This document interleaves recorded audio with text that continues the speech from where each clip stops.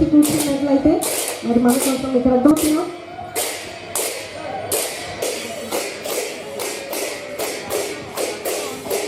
వాతావరణం మా సంక్రాంతి సంబరాల ద్వారా మనందరం ఆనందిస్తున్నామంటే దానికి కారకులైనటువంటి మరి దీనికి ప్రాణం కట్టిన మన జీవన గారికి ఒక్కసారి మన అందరి అభినందనలు.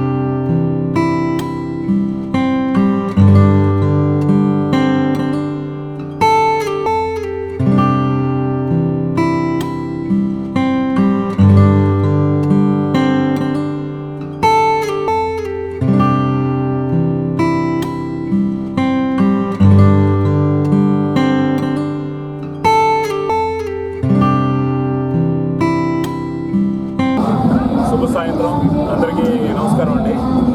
హలో వైజాగ్.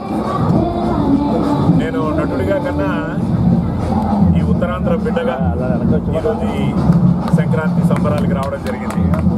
ఎందుకంటే మీ అందరికీ తెలుసు నాన్నగారిది విజయనగరం. ఈ విజయనగరం దగ్గరే కళ్ళేపల్లి అగ్రహారం. అలాగే నేను శ్రీకాకుళం అల్లుడిని. సో నేను అల్లుడిగా శ్రీకాకుళానికి సంక్రాంతి సంబరాలకి రావడం జరిగింది.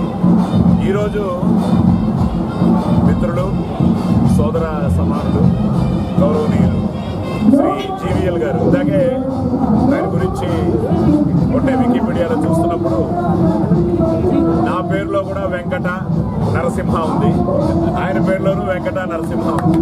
సో సోదరులమే. అలాగే నేను కూడా బీఎస్సీ అగ్రికల్చరల్ చదువుదామని బాపట్ల ట్రై చేశాను. మా పెదనాన్న గారు భాగవతుల వసంతరావు గారని ఈ was a professor at Bapatla college, arts college. So అలాగా బాపట్లతో కూడా ఒక సంబంధం. ఇంకా ఈ సంబరాలు నేను ముఖ్యంగా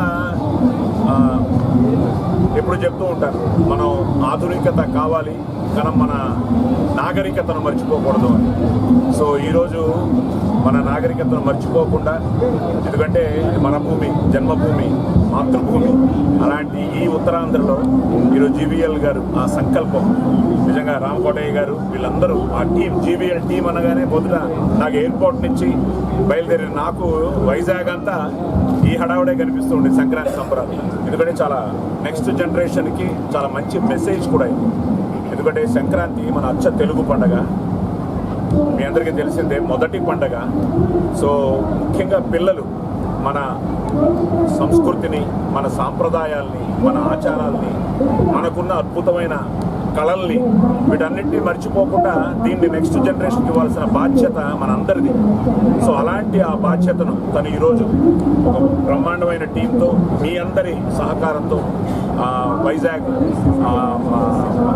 వాళ్ళ ఆదరణతో ఈరోజు ఈ ఆంధ్ర యూనివర్సిటీ ఈ ప్రాంగణంలో ఇంత అద్భుతంగా ఈ సంక్రాంతి సంబరాలు 12, 13, 14, 15 జరగడం, అందులో నేను పాలు పంచుకోవడం చాలా ఆనందంగా ఉంది.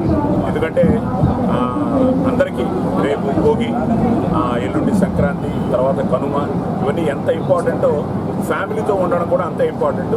కానీ నేను ఈరోజు నా ఫ్యామిలీ హైదరాబాద్లో ఉన్న మన ఫ్యామిలీని కలవడానికి ఈరోజు నేను వైజాగ్ రావడం, మీ అందరినీ ఇలా కలవడం చాలా ఆనందంగా ఉంది. సో జీవీఎల్ గారికి, ముఖ్యంగా వాళ్ళ టీంకి, ఎందుకంటే మనం ఏది చేసినా we need a very very very good team. It's a team work. అలాంటి టీం వర్క్ ఈరోజు ఆయనకు ఒక మంచి సేనాధిపతులు, సైనికులు అందరూ దొరికారు. సో అలాగే మంచి కళాకారులు వచ్చారు ఈరోజు. పాట పాడే రాము కానీ, అలాగే మన ప్రవీణ్ కానీ, అసలు తెలుగు పద్యానికి ఎంతో వన్నె తెచ్చిన ప్రవీణ్, తను ఈరోజు మంచి పద్యాలు పాటలు పాడబోతున్నాడు. అలాగే Jitendra is a wonderful mimicry artist. Shekhar అని మా విజయనగరంలో ఉంటాడు, తను ఈరోజు ఈ సింగర్స్ని అందరినీ కోఆర్డినేట్ చేసి ఒక అద్భుతమైన ఈ సాయం సంధ్య వేళ ఒక మంచి సాంస్కృతిక కార్యక్రమాలతో పాటు నేను వస్తున్న దగ్గర నుంచి మొత్తం ఉత్తరాంధ్రనే చూసాను. వస్తున్నప్పుడు ఆ కళాకారులు ఒక్కొక్కరు ఒక్కొక్క ఆ ప్రక్రియ చేస్తున్నప్పుడు టోటల్గా ఉత్తరాంధ్ర మొత్తం చూసి వచ్చినట్టు అనిపించింది.